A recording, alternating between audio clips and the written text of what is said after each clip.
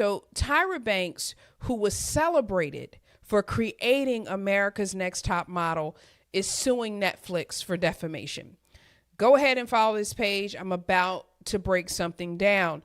If you have been feeling the vibe that not all is well in supermodel world, you are absolutely correct.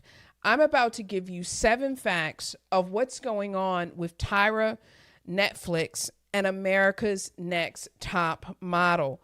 So here's number 1. Tyra filed a suit in LA federal court over Netflix's reality check Inside America's Next Top Model docuseries, okay? She filed this as a defamation suit in June of 2026. As reported by People magazine, Tyra says the docuseries was edited to support a false and defamatory narrative. Now, as a TV producer who I've worked on several reality TV shows, I even produced Married at First Sight. I've worked on documentaries. I have to say how a project is edited can absolutely change the narrative. Full stop. But I just want to say that particularly in reality TV, someone can tell you in a meeting, we're going to portray your relationship a certain way. They don't have a contract with you saying they're going to portray your relationship a certain way. They're just telling you that. And so they can change it. And I just want you guys to understand that's how reality TV works. The second point, Tyra claims that producers cut her 3.5-hour interview down to 16 minutes. And then they reassembled it to imply she dismissed a contestant's sexual assault allegation. Now, I don't want to make this too technical, but when you sit down and do a documentary, depending on who you are, what the contract says, who the producers or filmmakers are, if you will get a final say in the result, all of those variables come into play. If you are a big star and you're doing a documentary, you may have a say. If you're not, you may not have a say. It is not equal across the board. And the reality is most people do not. So here's the thing. Say Tyra's claim about the contestant's sexual assault allegation is true, and Netflix edited that part out. The challenge comes in if she has a legal expectation or documentation that guarantees they would represent that part of the story in accordance to what she's saying. So if I say to you, I want you to talk about this cup that my daughter made me when she was 7, okay? And I put it in a contract and you agree you're going to talk about this cup that my daughter made me. If you don't talk about this cup contractually, then I can say, well, you didn't live up to your part of the bargain.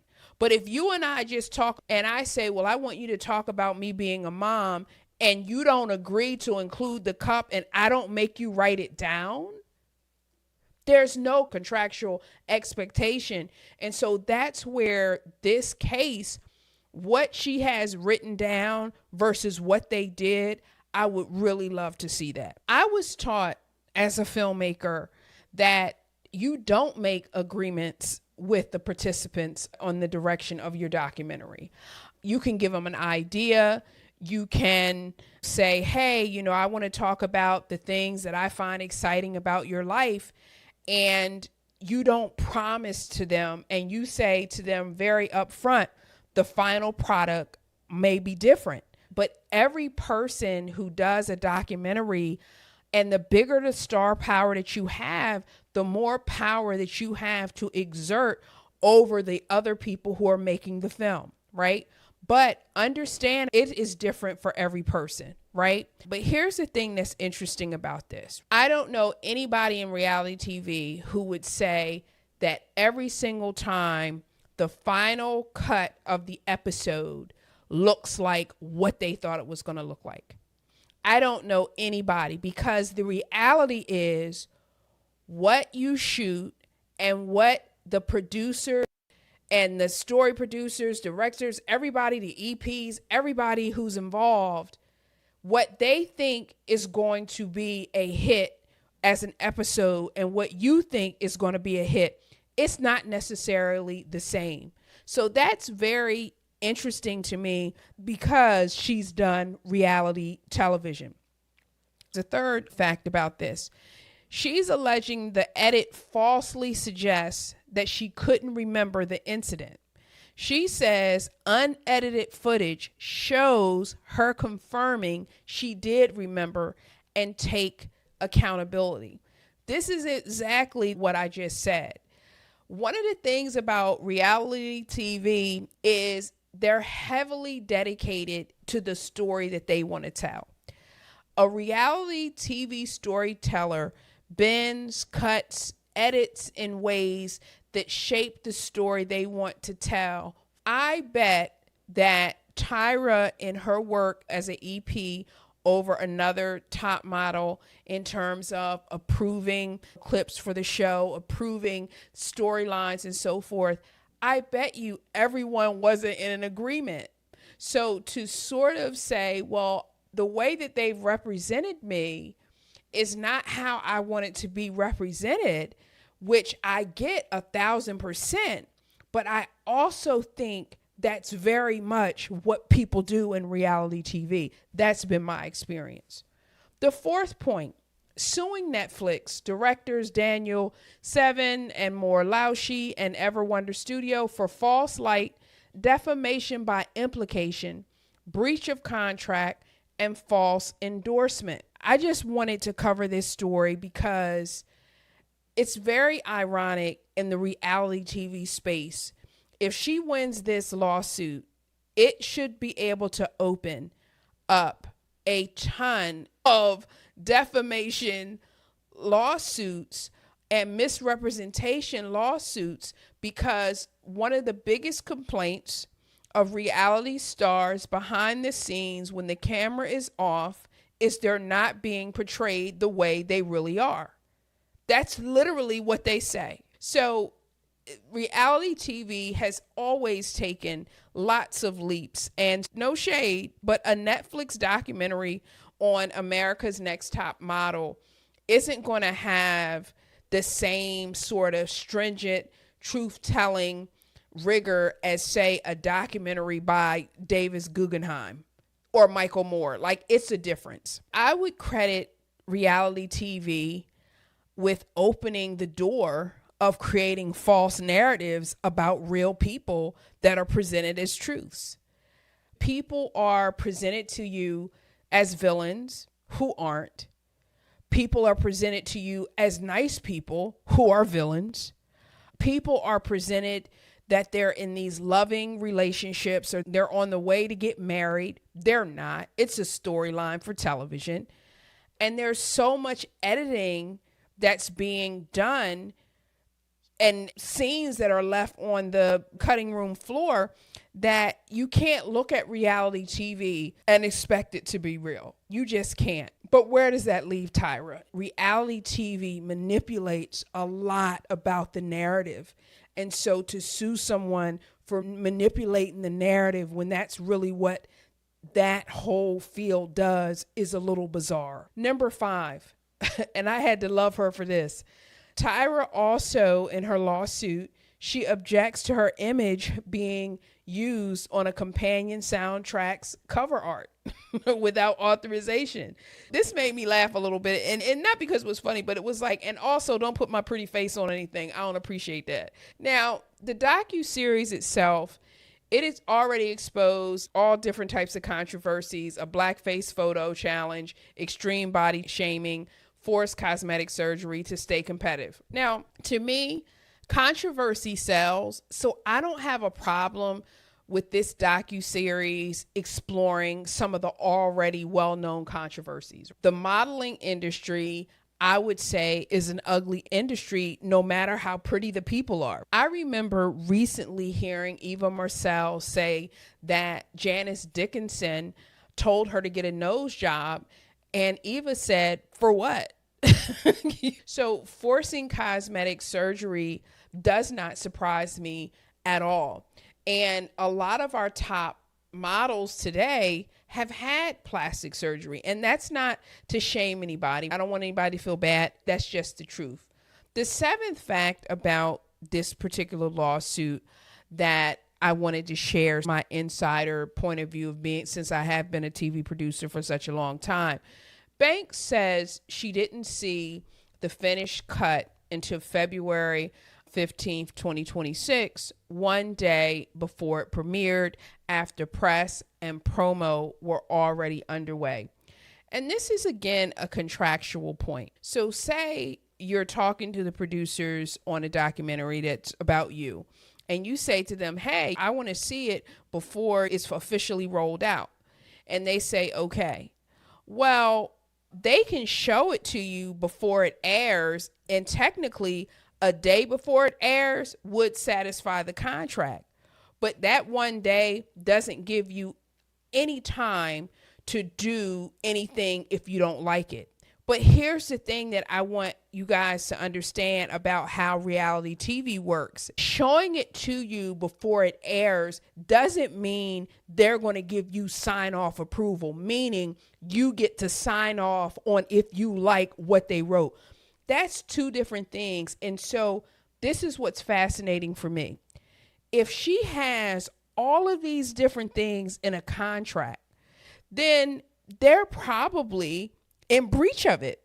If you told me I was going to be able to see it and I was going to have editorial approval on the result, then that's one thing. But if I just told you, oh, you can see it before everybody else sees it, and technically it's a day before, there's no breach.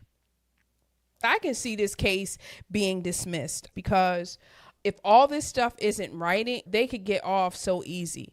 Now, here's the breakdown of this situation for me personally. I remember when America's Next Top Model came out. I remember actually meeting producers of the show, and I remember even applying to work on this show. And I remember a lot of people having positive things to say about Tyra coming up with this idea, about her opening doors in the modeling industry, creating the show, giving opportunities to people who wouldn't have had them. Winnie Harlow became a global fashion presence, becoming the first model with vitiligo to walk the Victoria's Secret runway. That's thanks to Tyra. You just think for a minute, and before Winnie, who supermodel did you see with vitiligo? The answer is nobody. Eva Marcel has an acting and reality TV career. She was the winner for season 3. Yaya DaCosta, successful acting career. She played Whitney. She was on Chicago Med, The Lincoln Lawyer. She was the season 3 runner-up. So this brand that Tyra built has opened doors for people. And I'm just naming those 3. So here's the thing. It feels like now there's a sentiment or a shift.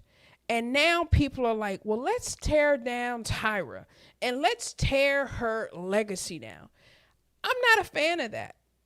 I understand that we don't know what we don't know. I understand people don't do everything you like. I understand that. But she still built a brand and gave people opportunities that may have not had them otherwise. And I'm not going to be silent about that because somebody decided somewhere it was time to hate Tyra Banks. And here's another fact. Reality TV in its nature has been exploitative. If you're going to talk about Tyra Banks exploiting people on America's Next Top Model, then I want you to talk about Mark Burnett with Survivor. I want you to talk about every other executive producer who's created reality TV over the last 20 years. These are 3 things that I want to leave you with. 1, if the tide changes and all of a sudden everyone is out of favor with someone who you used to like, ask why.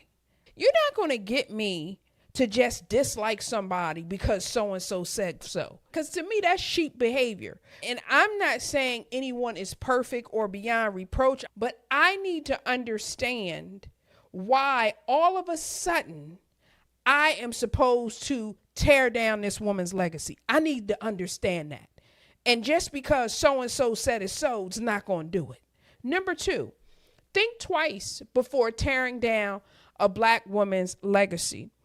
What's very interesting about Tyra Banks and this show is that she did something that nobody was willing to do, and a lot of other Black models and other people benefited. So not only did she give these people opportunities, people have jobs, they have credits for this show, et cetera, et cetera, et cetera.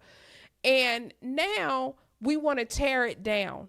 But who was opening the door for Winnie Harlow when she was on the show? Which modeling agency was beating their path to her door? So it's very interesting that we are so quick to like, oh, let's tear down this Black woman's legacy. And here's the thing for particularly my Black women viewers. If her legacy is so easy to tear down, so is yours. I'm just saying. And number three, the third thing that troubled me about this story, and I really wanted to share, was that recognize hypocrisy when you see it. Until they put Mark Burnett through the same scrutiny as they put Tyra, all these folks who coming for her, they can all sit down. That's how I feel about it, because we're singling her out for what? The modeling business was ugly. It was exploitative. I mean, God, it's a terrible, these people are like anorexic. They're doing all these things. They're hurting themselves. The people are encouraging them to hurt themselves. And you want to come for her? Sit down. So if you liked that breakdown, make sure you subscribe and join our Patreon page, support independent media. That was certainly one to grow on. Join the Yasmin Breakdown family on Patreon. See you there.